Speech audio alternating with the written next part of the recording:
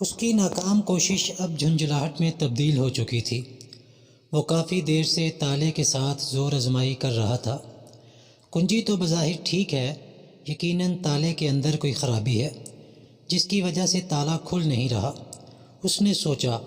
اس کا غصہ اب اس درجے پر پہنچ چکا تھا کہ اگلا مرحلہ صرف یہ تھا کہ تالا کھولنے کے لیے وہ کنجی کی بجائے ہتھوڑے کا استعمال شروع کر دے گا۔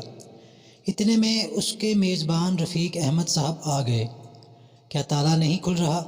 انہوں نے کنجی اپنے ہاتھ میں لیتے ہوئے کہا۔ اچھا، آپ کنجی غلط لگا رہے تھے۔ اصل میں آج ہی میں نے اس کا تالا بدل دیا ہے، مگر نئی کنجی چھلے میں ڈالنا بھول گیا۔ اس کی کنجی دوسری ہے۔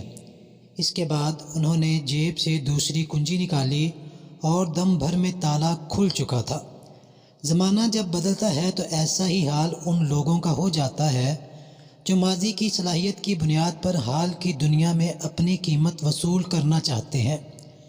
نئے زمانے میں زندگی کے دروازوں کے تمام تالے بدل چکے ہیں، مگر وہ پرانی کنجیوں کا گچھا لیے نئے تالوں کے ساتھ زور آزمائی کرتے رہتے ہیں، اور جب ان کی پرانی کنجیوں سے نئے تالے نہیں کھلتے تو کبھی تالا بنانے والے پر اور کبھی سارے ماحول پر خفا ہوتے ہیں، حالانکہ تالے بدل چکے ہوتے ہیں۔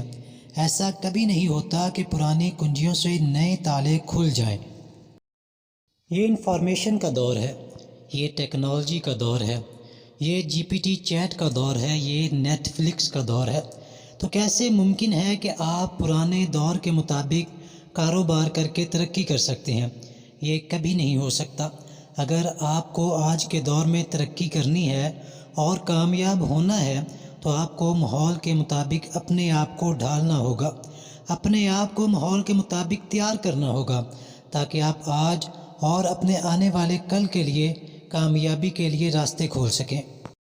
آپ کو پرانے طریقے چھوڑ کر موجودہ ماحول کے مطابق اپنے آپ کو تیار کرنا ہوگا۔ آپ کو وی سی آر چھوڑ کر نیٹ فلکس پر آنا ہوگا۔ آپ کو لمبی تیلی والی ماچس چھوڑ کر آٹو لیٹر استعمال کرنا ہوگا۔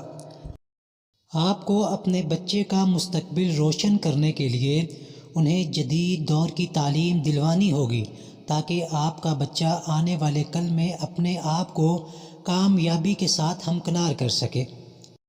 کیونکہ تعلیم صرف آج کے دور میں نوکری کے لیے ضروری نہیں ہے، بلکہ اگر اس دنیا میں جینا ہے تو آپ کے بچے کو تعلیم یافتہ ہونا پڑے گا۔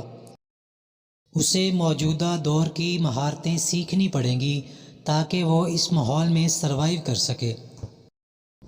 ہم ماضی کے معیاروں پر حال کی دنیا سے اپنے لیے زندگی کا حق وصول کرنا چاہتے ہیں، جو کبھی حاصل نہیں ہو سکتا۔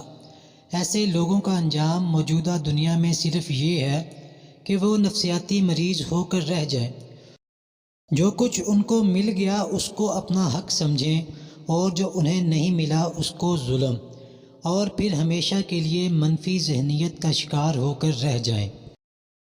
ہم کب تک مہنگائی کا رونا روتے رہیں گے؟ کب تک ہم حکومتوں کو لعن طعن کرتے رہیں گے؟ کب تک ہم بے نظیر انکم سپورٹ کے محتاج رہیں گے؟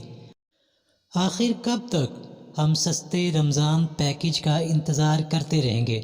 ہمیں یہ سب کچھ چھوڑ کر خود مختار ہونا ہوگا تاکہ ہم اور ہمارا پیارا وطن پاکستان ترقی کر سکے، اور یہ ترقی پذیر ملکوں کی فہرست سے نکل کر ترقی یافتہ ملکوں کی فہرست میں شامل ہو سکے۔